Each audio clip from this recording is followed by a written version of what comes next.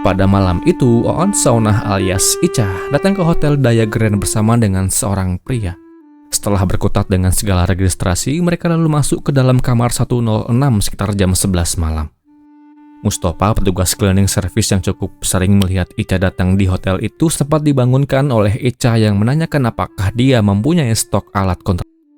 Setelah itu, suasana kembali sepi, dan Mustafa kembali melakukan tugasnya dan tak terdengar suara aneh atau bersik apapun di malam itu. Staf hotel kenal dengan Icha yang dikatakan sudah beberapa kali berkunjung ke hotel itu. Icha merupakan seorang janda tajir yang suka membawa uang-uangnya di tas pinggang miliknya. Usahanya lah yang telah membesarkan namanya.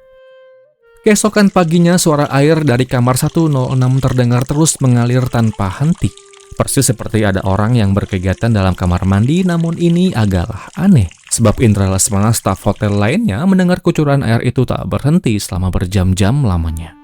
Indra Lesmana yang mendapatkan shift kerja pagi sempat berulang kali mengetuk pintu kamar namun tak ada jawaban.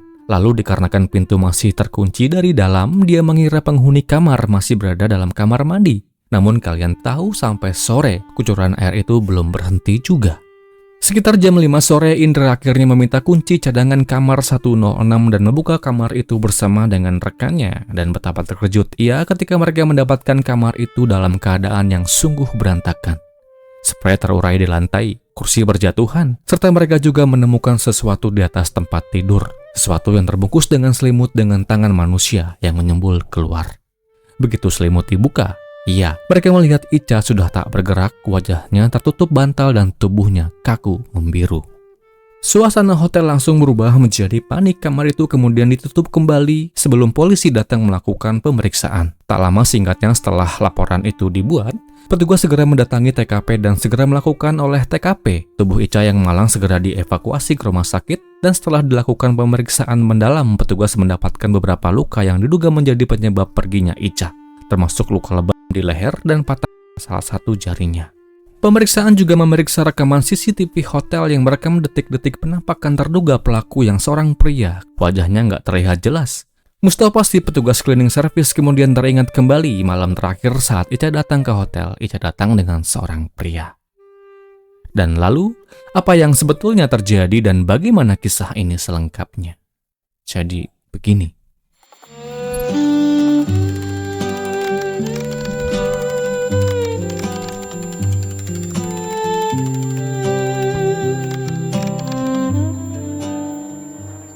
Oon Saunah alias Icha, 37 tahun, seperti yang sedikit dibahas barusan, merupakan seorang wanita tak bersuami yang telah memiliki 2 orang anak. Icha berasal dari Kampung Babakan, Bandung, Kelurahan Linggajaya, Kecamatan Mangkubumi, Tasikmalaya, Jawa Barat. Sebuah sumber mengatakan bahwa Icha merupakan sosok yang royal, dia suka berbagi dan baik terhadap sesama, serta Icha adalah sosok yang gak pelit. Segala harta duniawi yang Icha miliki berasal dari usahanya berjualan barang-barang rongsok seperti besi tua dan barang-barang bekas. Workshopnya dia buka di daerah Cikurubuk, Tasikmalaya. Selama menjalani bisnis jual beli barang bekas, singkatnya, Icha kemudian bertemu dan berkenalan dengan seorang pria berinisial RFH, 22 tahun usianya. Untuk memudahkan saya akan menyebutnya dengan panggilan Bujang. RFH atau Bujang ini merupakan seorang mahasiswa dari sebuah kampus yang cukup ternama di daerah Tasikmalaya. Bujang lahir dan tumbuh dewasa di Tasik dan ia beralamat di Kecamatan Cikalong. Dari sebuah akuan dari seorang saksi yang ia beberkan di wajah persidangan yang kala itu digelar, si saksi menggambarkan Bujang merupakan sosok pria yang cukup tertutup. Untuk kebutuhan hari-harinya selama Bujang berkuliah, Bujang mendapatkan kiriman uang sekitar 1,5 juta rupiah dari orang tuanya. Kadang saat bertemu langsung, Bujang juga sering mendapatkan tambahan uang, antara 50.000 hingga 100.000 rupiah dari orang tuanya.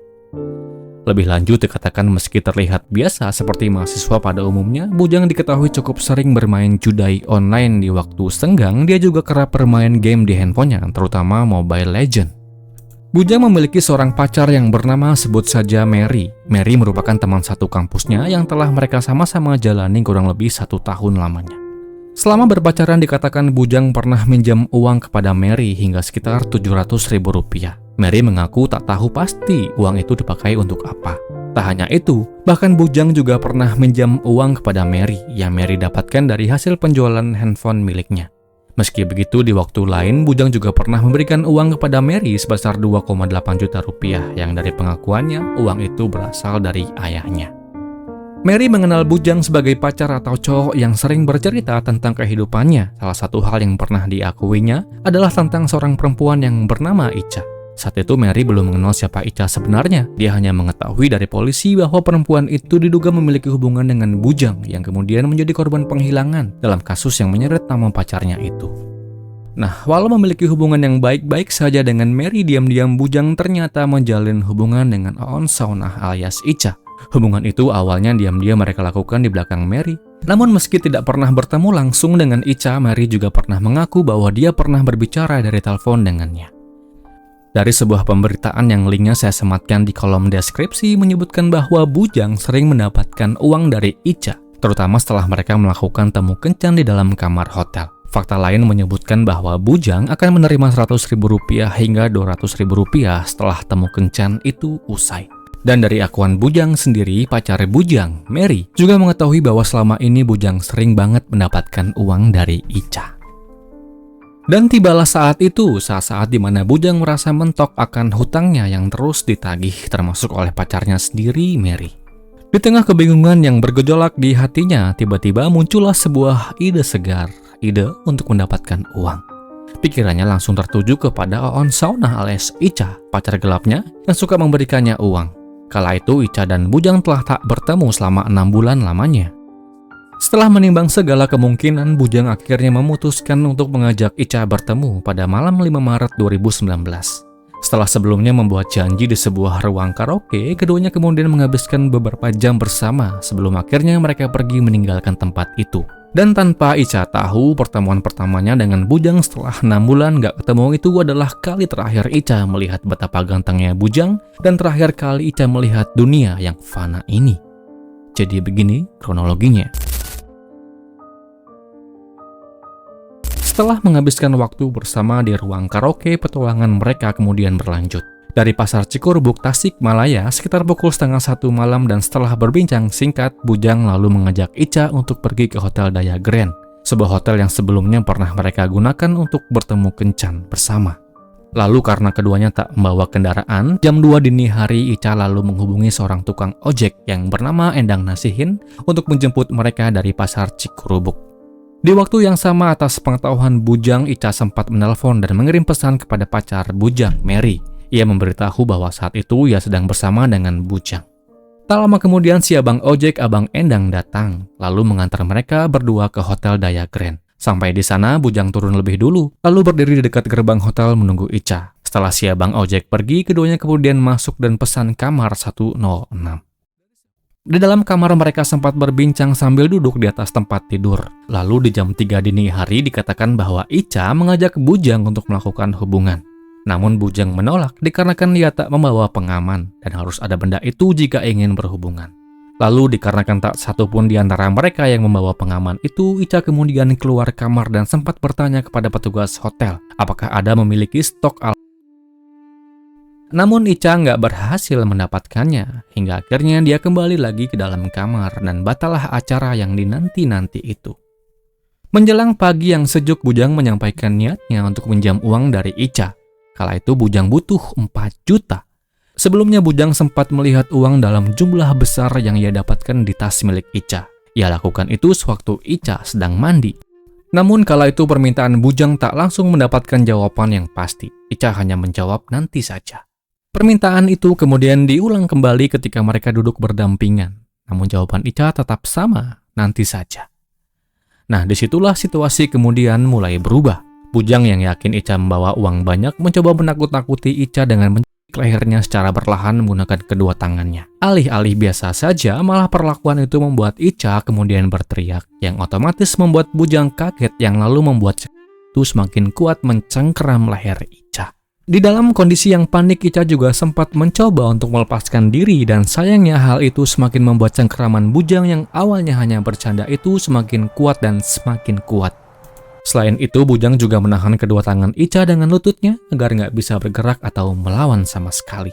Akibat tindakan fatal tak kenal ampun itu lantas membuat Ica kemudian lemas dan ia pun tak sadarkan diri. Setelah itu Bujang memeriksa denyut nadinya yang pada saat itu masih terasa. Namun bukannya minta bantuan, dia malah mengambil bantal dan menutupi bagian wajah Ica. Tak lama, Aon Saunah alias Ica kemudian dipanggil Tuhan Yang Maha Kuasa. Saya ucapkan duka yang mendalam. Setelah menyadari Ica tak bernyawa, RFH alias Bujang kemudian mengambil selimut dan ia tutupi tubuh janda itu dengan selimut. Tak lama setelah itu perhatian Bujang lalu beralih ke tas milik korban yang tergantung di dalam kamar. Saat dibuka, di dalamnya Bujang mendapatkan uang tunai sekitar 70 juta rupiah dan sebuah ponsel Nokia. Segera ia bawa semua harta duniawi itu dan sebelum dia pergi Bujang sempat menyalakan keran air kamar mandi untuk mengelabuhi petugas hotel dan selesai. Uang yang ia dapatkan lalu dia pakai untuk berbagai hal. Sebagian dia simpan ke rekening temannya, sebagian disimpan di rekening pribadinya. Sisanya dipakai untuk membeli handphone iPhone 6, bermain judi online, ongkos perjalanan, makan, hingga kebutuhan lainnya. Untuk menghilangkan jejak kejahatan, handphone milik Ica kemudian dibuang ke sungai sebab Bujang ingat bahwa korban sempat menghubungi Mary menggunakan ponsel itu. Seperti yang telah saya sebutkan sebelumnya, tubuh Ica yang malang baru ditemukan pada pagi hari tanggal 6 April 2019 di kamar 106 Hotel Daya Grand. RFH alias Bujang, si mahasiswa kesehatan ini menjalani pelarian yang sungguh berat baginya. Dalam pelarian yang kala itu Bujang jalani hingga ke kota-kota besar di Pulau Jawa, Bujang sempat ketakutan dikarenakan dia merasa dihantui oleh sosok yang mirip dengan Ica. Dan atas pengalaman itu, Bujang sempat mendatangi dukun minta agar dirinya tak diganggu atau dihantui. Selain itu, setelah kejadian naas itu kepada keluarganya, Bujang dikatakan sempat mengakui semuanya. Dia menceritakan bahwa dirinya lah yang telah menghilangkan nyawa Aon Saunah alias Ica di kamar hotel itu, yang beritanya viral kemana-mana. Meski sempat melarikan diri, Bujang akhirnya memutuskan untuk menyerahkan diri. Ayahnya lah yang lalu bertemu dengannya di Terminal Indihiyang Tasikmalaya dan bersama-sama menuju kantor polisi agar Bujang menyerahkan diri secara sukarela. Setelah penangkapan itu, keluarga Bujang mencoba menemui keluarga Aon Saunah untuk meminta maaf.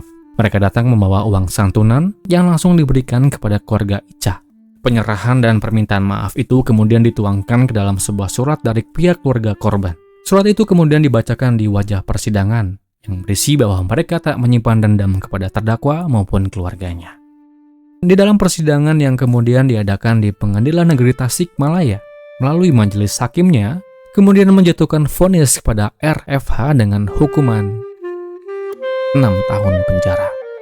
Demikianlah kisah ini. Semoga akan terus ada pelajaran yang bisa kita ambil dari kisah ini. Dan kisah ini pun